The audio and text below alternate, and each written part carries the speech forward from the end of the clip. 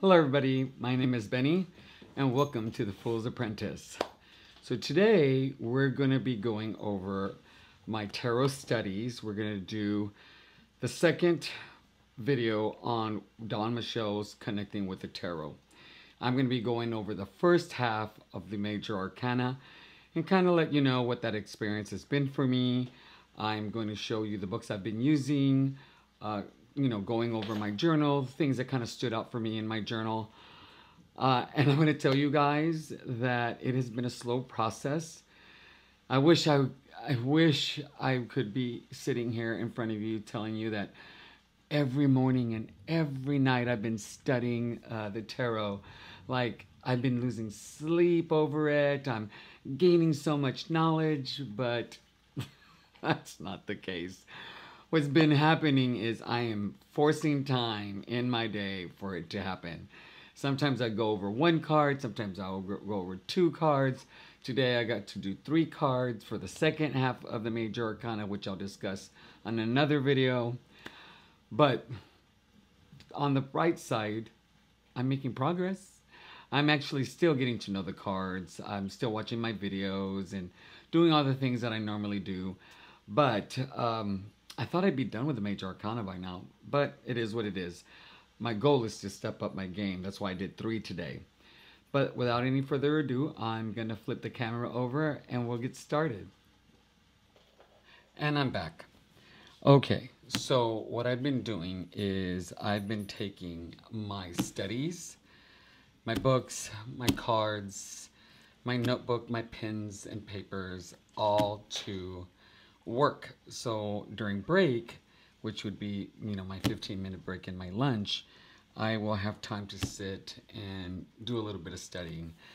Because things have been so slow, I just figured I needed to find other times where I could actually focus on this. Because my goal is, by the end of this second year, is to have this tarot known, comfortable, where I can pull cards and I can do a reading without having to pull out some kind of resource. So in my bag, I carry this every day with me, no matter what. I have the book I'm studying from Dawn Michelle, Connecting with the Tarot. I have my journal. I have one of my books. I carry this big book, like this big book, not light. I carry it with me as well, and I take it to and from work every single day. Then I have my deck with me as well. I'm starting to realize that I'm not really using the deck because I have the guidebook on the internet. And so I've been thinking about leaving it, but I'm like, I can't. So what I'm going to be doing moving forward is I'm going to take the card that I'm working on out so I can tactile, like, feel it. Have it in my hands and just build this physical and emotional relationship with it, because there's only so much you can do with an image online. So that's the plan. You know me, I got plans. They don't always work out. And then I got this little bag that actually fits everything perfectly. So what I've been doing with the Holistic Tarot, let me move this aside so we get more space. What I've been doing with the Holistic Tarot is like with any of the guidebooks. Let me show you how much of this book is actually the cards. So, and this is the only portion of the book that I'm using. Okay, so as you can see, I've been highlighting the book. So this is all I'm using. This is a small guidebook, really. Everything else is supplemental study reference material. And so what I do is I open the book, I immediately highlight the words. And I actually don't put all these words in the journal. I just pick out the words that I feel will fit the card that I'm using. In the deck that I'm studying, which is, again, the Tarot Volatile. And I just pull out the meanings that kind of match the deck. And then I highlight things that I think are really important that will help me just kind of grab on to what the meaning of the card is. And I do that with every card. Now these, I just made that liar out of myself. These I hadn't done yet for some reason. I don't remember why, maybe because I thought about it later. But highlight, and in some of these, I highlight just very little. And in other, see, like this isn't very much that I highlighted here. But then in other ones, like the Justice, I have a lot of highlights. So I never know what it is that I'm going to pull out and what has meaning for me in that moment. But that's what I do with the Holistic Tarot. Then I have the Tarot Mastering the Art of Intuitive Reading. I really like this book for beginners. It's really just to the point, nothing fancy. It gives me just what I need. And same thing. I just highlight what I think is important. This particular book has a section called Other Ways of Looking at This Card. And then it just gives you keywords or, 2-3 word phrases that works. And I really, really have enjoyed this book quite a bit. So the first thing I do is I bring out Dawn's book and let's go to the Fool. What I do is I will open my journal and I will, hold on. I will write the title and then I will pick words here. I don't always pick all of them. I will pick up keywords that resonate with me and the card from this deck. And then she has similar questions, these 2 questions here, that I use to meditate with. So, like, how does the High Priestess in your deck align with the traditional imagery and meaning? This is pretty much the same with all the cards, that question. She just replaces the card name. And then, what information does the guidebook reveal about this emperor worldly experience? And that's the same question as well. So I really don't put that in my journal. What I do is I take these prompts right here, and those are the ones that I put in my journal. And I will tell you guys that sometimes some of these questions really had me stumped. I'm a very structured thinker, and I like to do things, sequentially from A, B, C, and D. I don't like to have something that is A, but that could lead to B, but then could lead to C or D too. That doesn't work very well for me. And sometimes I'd read the question and my brain would get fried. And so, to be honest, I had to look up words. Even though I know what the words mean, I just had to look up words just to get a deeper meaning, to help me kind of figure out what I needed to answer. So this is my journal. And as you know, if you saw the last video, I went through the first portion before we got to the books, which I really loved. I really loved the spreads that we did. Okay, and so then when we get that all done, we get to the section called Getting to Know the Cards. And I did the first 11 cards. And as I mentioned, what I did was I put the Fool, underlined it, and I used a highlighter for this. And then I have 2 different colors, purple and green. I need the text to be kind of broken up. Aesthetically speaking, it just looks nice. It's easy for me to differentiate the questions from the words. I am not like some of those people. I am not artsy-fartsy. I wish I was. I wish I had that gene. I can't even draw a stick figure. It's really sad, but it's true. So decorating it, looking all pretty, it's just not me. If you looked at my video on my Elements journal, like, let me tell you, that was really sad, guys. So I put that aside, and I'm eventually going to go back and do it. I just need more inspiration. I need to see different ways of how journals can be done, but that's beside the point. So this is as pretty as it gets. It serves its purpose for me. But like I said, there were questions that I really, really struggled with. And then there were answers to questions that really surprised me. And I think that's the thing about Dawn Michelle's book, is it really makes you critically think and analyze the questions and your answers. And I think that's where the strength in the book is, because it really forces you to get focused and really think about the deck and how you're going to use them.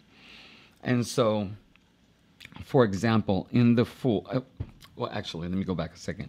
So here are the keywords that I wrote, and all keywords come from either the two books I just mentioned or from the guidebook that is on the website. And I just write the ones that I think really stick. I will tell you, this is the only word that is underlined so far. It is, and if you can't see it, let me pull it up. It is the word risk. I took Lisa Papez's free course, Tarot on Training Wheels, and she used this as her keyword for the Fool. And it made so much sense to me that this will always, always be a word that will be at the forefront of my mind when it comes to the Fool. And I think it really applies to any deck. So I write up, and then I sit with the question. And on this one, the surprise was my answer. Was, what messages might this Fool have for you as you leap into your new adventure with this deck? And immediately I heard, take your time. And I'm telling you, it really, really resonated with me, because the image of the card really kind of, let me see if I can pull it out right away. It should be near the front. The image really, really struck home with me. Well, of course, it's not going to be in the front. Because the situation that he finds himself looks really, really dangerous. And, of course, all fools are, let me rephrase that, most fools have that sense of danger when they're ready to take that leap forward. And in this particular deck, thinking about the time that this deck is in, it was a risky time. People were traveling the world, exploring the world, not knowing what was out there. And so it really was a risky situation, a dangerous situation. So when I thought about this image, the first thing that came up was take your time. Because if I felt that this Fool, if he doesn't take his time, he's going to die. I get that sense. And so for me, that was the message that I got, is take your time, not to rush it. And I could think of it like, if I don't take my time, my readings aren't going to be accurate. And my readings could actually have consequences that are unintended. And so that just really, really stuck out for me. And just so you know, I could have said that much more concise, but because I was shuffling through the deck looking for the Fool, I just had to fill in the time, and that's what happened. So I'm really happy with that. And I'm not going to do that with all the cards. So, in the High Priestess. Now this is a question that kind of really threw me for a loop. How can you tap into your pool of sacred wisdom? And I'm thinking, okay, well, what is my pool of sacred wisdom? Like, what does she mean by that? All right, my wisdom, my knowledge that I got through my experience of life, but what is sacred wisdom? Okay, so sacred, revered. And so I was really thrown for a loop. And so I said, okay, well, let me look up sacred. Let me look up sacred wisdom. And as I started to kind of get an idea of what she was asking, the answer came. By pausing before taking action, by reflecting to find similar situations, and analyzing choices and outcomes.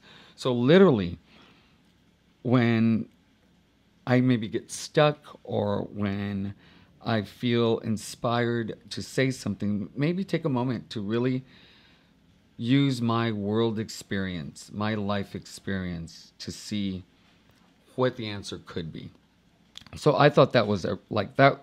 I never would have thought of this had I not done the work in trying to really understand the question. So that was interesting. Now on the Empress, And I have these tabs just so I know which ones I want to talk about. Otherwise, I'll be off. So, what will the Empress help you to cultivate? She can help me cultivate kindness towards myself and others to see the best this world has to offer. And that sounds so beautiful, right? And when I think of the Empress, to see the best this world has to offer, I thought was just a great way to see the world through her eyes. And what I really liked was that she could help me cultivate kindness towards myself. You know, I can be very critical of the work I do, the choices I make, and sometimes I forget to give myself grace. And so when this question came up and my answer came forward, I was just very touched by it. And so I just ended up just sitting there and pausing and just thinking about, you know, when I now see this card, I just have to remember, you know, I need to be nice to myself and really look at this world and all it really does have to offer, because it's beautiful. Now, let's get real. All the world isn't beautiful. There's horrible things that happen, but there's so much potential. And then in the Emperor, it says, what lessons might this Emperor teach you as you work with this deck? All right. Surprise in the last 3 words. That I have full control of my learning and every situation does not require intuition. And I was like, okay. You know, sometimes you just got to make a decision and you can't sit around and wait. And you just have to use the knowledge that you have and move forward. And so I like using my intuition, but this was a clear reminder that, you know, sometimes I'm going to have to critically think and how the cards are working together based on the question. Now the Hierophant was actually quite surprising to me. I'm telling you, I'm loving the questions, but they were giving me headaches at the time that I was answering them. So this is very unexpected. So what traditions or beliefs might this Hierophant represent? And so I'm thinking about, you know, traditions of the tarot. I'm thinking religious traditions. I'm just, you know, not really looking within. And then all of a sudden, I asked the question, well, what traditions, you know, are in my life that I've lived? And I came up with, for us Mexican Americans, it's the tradition of the Day of the Dead, to show up for family no matter what, that the Catholic priest's word is final and is the law.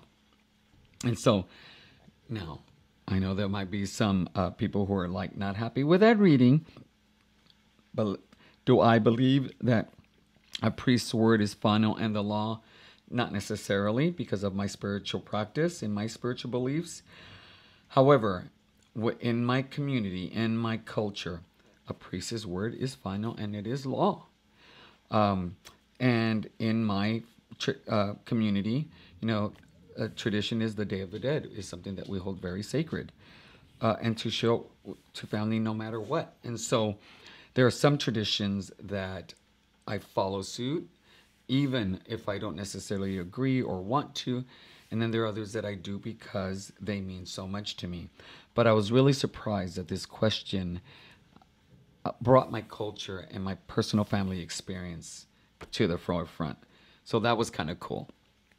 Now, this one was actually kind of went with what the Emperor question here was. So the question is, what teaching might this Hierophant offer as you work with this deck? When all else fails in a reading, fall back on traditional meanings to these cards. So here I'm having 2 cards telling me that I need to make sure that I always keep in mind the traditional meaning of the cards. So I'm thinking that that's the message for me is like, rely on your base, develop a strong base that you can work from. So that's the message that I'm getting from these 2 particular cards. And then we got the Lovers and the Chariot. And this was another question that kind of threw me for a loop. How might this Lovers embody the nature of your relationship with this deck? And I'm like, well, I don't know what you mean. Embody the nature of your relationship. What are you trying to, I like, again, I was thrown for a loop. And for some people, this be like, Benny, yeah, duh, no brainer.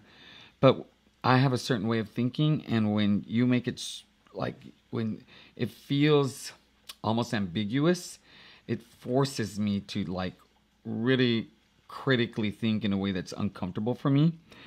And so I did my research. I did, do my Google define words. And the answer came to it will require commitment to get to know each other. It will always provide me with choices in the readings and the choice to read it honestly, no matter if I like what it says. So, yeah. So, oh my gosh, guys. All right. Then I made the horrific error of putting the wrong, it should have been strength here, but I put hermit. And I'm pretty careful about stuff. So I was about to rip this thing off, but then I'm like, do I really want to write this all over again? And I'm like, no, I really don't. So I said, you know what, Benny? I've been practicing accepting imperfection for the last 3 or 4 years. So I'm like, you know what? I'm just going to write an X and we're done. But what did I do? I went on Facebook. I ended up taking a picture, letting people know what a horrible mistake I made. But how proud I was of myself for like leaving it and not throwing a fit, which I still did. And all these people ended up giving me all these ideas of how I could take this error and make it beautiful, which is making a collage of the cards in the deck that I'm studying, maybe putting a white piece of paper, maybe taking some artwork that I like and gluing it on. So I was like, oh, that's really nice. So then, of course, strength, the hermit, same kind of process. And the last one, the wheel. So this was another question that I was like, oh my God, Dawn, what are you asking me? Which is, what deep shifts in consciousness might this wheel represent? And I read that and I'm like, what? So I read it again. What deep shifts in consciousness might this wheel represent? And I just looked at it and I was like, well, I don't know. And I don't know because I don't know if I know what you're asking me. So I read it again. What deep shifts in consciousness might this wheel represent? And so I just had to sit and take a breath because I got really frustrated. And so I did my little Google searches, kind of figured out what she was meaning, sat with it. And then it came to me to be mindful of the decisions I make, for they will have long-standing effects on my future. And I was like, wow, okay. And in essence, karma. I believe in karma. In fact, I have a Buddha statue called the Karma Buddha, and it's a hand gesture that lets you know that it's the Karma Buddha, because it reminds me to be mindful of the decisions that I make, because they will come to fruition one way or another in the future. So, and then I've worked on a few others, but I'll share that next time. I have been enjoying this whole process quite a bit. So I really hope that you enjoyed this video. I hope that you got something out of this. Even if it was just my process or even my struggle, or even, just how to even begin. This is what I'm going to be doing. This is how I'm going to be doing it. I don't know what the next half of the arcana is going to look like as I process it. But I will have a video when I get that done. And then I get to go into the minors. So that's going to be exciting. But until then, my name is Benny, and I'm the Fool's Apprentice. Have a good night, guys. Bye.